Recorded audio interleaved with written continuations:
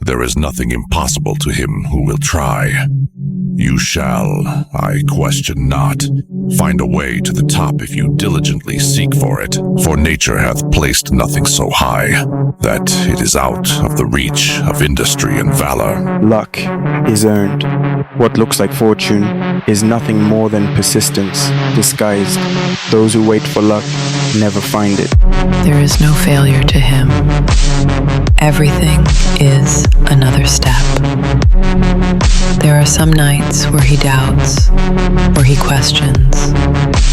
Every night he goes to bed by himself, in pure silence. No one is there to cheer him up. However, there is a glimpse of hope in him. That little voice that whispers, "It's possible." It seems like there is no future, that there is nothing waiting for him. No success, no purpose. But he doesn't care, because he knows that his life can change in matter of days. Only if behind those days, thousands of actions were compounded to create an opportunity that he wasn't sure if it was even real. Maybe in that place, he found joy in just doing and getting better in something he wasn't sure of, but somehow made it work. None of that would have happened if he surrendered his search into the unknown. Be honest with yourself. You don't want it as bad as you say you do. If you really wanted it, you'd work for it. Not the glamorous, sexy work that everyone posts about, but the boring work, the work that no one sees, the work that no one else wants to do. That's the differentiator. No crowds, no motivation, no applause.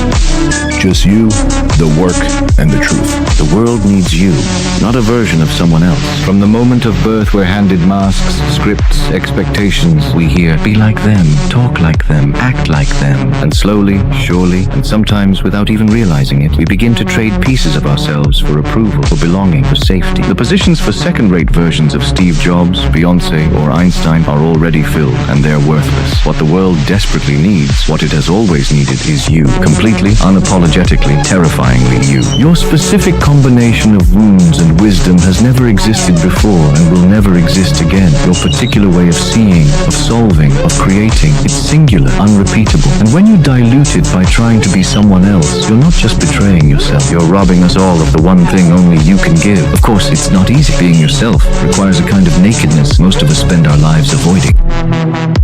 You cannot wish for both strong character and an easy life, because the price of one is the other. It's never going to be easy. You're always going to feel like you're up. You're always going to feel like you're behind. You're always going to feel like, maybe I'm not any good at this. But dude, if you keep showing up and you keep executing and you keep doing what you're supposed to do, the results will sprout and you'll gain a little bit more confidence. But dude, even when you gain more confidence, you'll be at a new level. And when you're at a new level, guess what happens? All the same shit happens again. You doubt, you question, you're insecure, you push harder, you go to the next level. Just a repetitive cycle, dude. It's a hard life. When I think about pain, I think about what thing am I paying for right now? And is that thing something that I want? And if so, it reframes the pain as the price of the thing that I want. The bigger your goals, the more pain you're going to endure, whether you want to or not. It's the price. We have a factory, a nice governor in our brain, and it's a survival mechanism. It protects us from pain and suffering. The second we feel that, our mind says, oh no, this isn't fun. We should back off. We should sit down, find something more comfortable. I had big dreams. A lot of us have big dreams, big goals. And when you have goals that are maybe outside your reach, you have to know that getting to that goal, you're gonna have a lot of bad days, a lot of setbacks. So like when I was losing 106 pounds in 3 months, the first 2 months or first 2 weeks, it's like I was gaining weight. I would lose a pound, gain 2. So I was just failing. I kept failing and kept failing and kept failing. So I had to teach myself how to fail right. I had to stop giving a f about people. That was the biggest thing. I had to stop caring what people thought about me. I realized that everybody's f***ed up. That's the one thing I realized. I walked around and I put these people on a pedestal. Everybody was better than me. So I can't tell you anything about me because you're going to judge me and I'm going to feel even worse than what I am. Something about the mind. The mind has the tactical advantage over you at all times. At all times of your life, the mind has a tactical advantage over you. Why is that? It knows what you're afraid of. It knows your insecurities. It knows your deep, dark lies.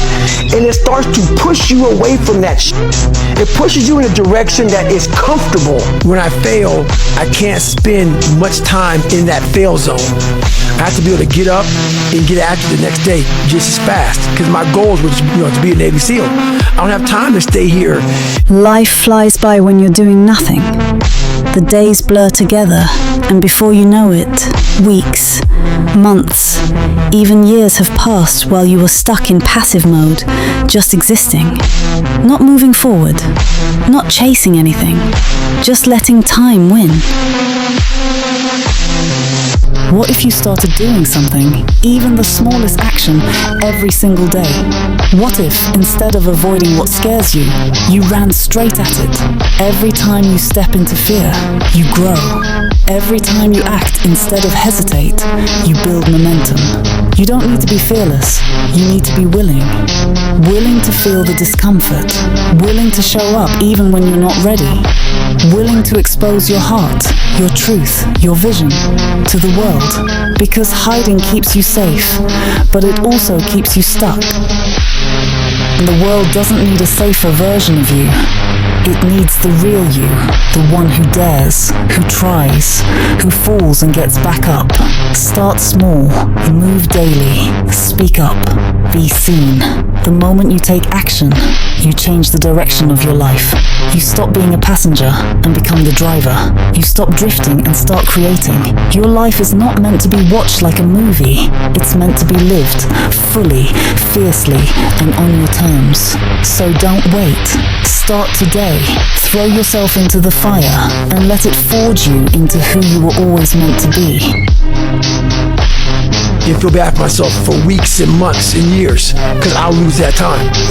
So the big thing is know that if you have big goals and big dreams, along the way failure is going to happen. So how fast do you get up from that? And you got to teach yourself that. What I realized, once I calmed my mind down and sat back and looked at how jacked up this world is, once you realize that you are not alone, everybody that's talking to you about how jacked up you are, only thing they've done better than you is they've hidden their f***ed up world better than you have. That's all they've done. The mind controls everything. So what I realized was that when I was growing up and I was 300 pounds and I got all fat and I got all insecure, I realized that my mind kept taking me in this direction. When things got uncomfortable for me, when I was facing my insecurities, I was facing my fears, my mind said, oh no, we have a tactical advantage. We need to get you, separate you from this feeling. But the biggest key to success in anything you do is you got to have an unlimited supply of you. This drive and passion, and it may come from nothing. Like for me, there was no passion, no drive, no nothing. But I had this fire that I'm going to be somebody. So there's all these things that are on TV, and we have all these news people judging people who f*** up in life. And yeah, they made big mistakes. But that person who is judging you on TV, I guarantee you, that news person, they say, I'm glad that my didn't come out. So I'm going to judge the hell out of you. I know that about people. Life's all about feelings. We want the happy feeling. We don't want that feeling of this sucks. Why am I here? And you don't have any, so you can't answer those questions, so you leave. I started realizing that if in that moment, you can answer those questions and you are now in charge of your brain versus your brain ruling you. That's where all that stuff comes from, because on all those bad days and all those days you don't want to do shit, you have to be your own motivator, your own coach, your own trainer, your own everything. So to do that, you have to come into work, and work is whatever your work may be, ready to go. And what that means is you may have failed miserably yesterday, but you come to work like, you're like, man, you just lost everything. How the hell are you this damn motivated? Because this is what it takes.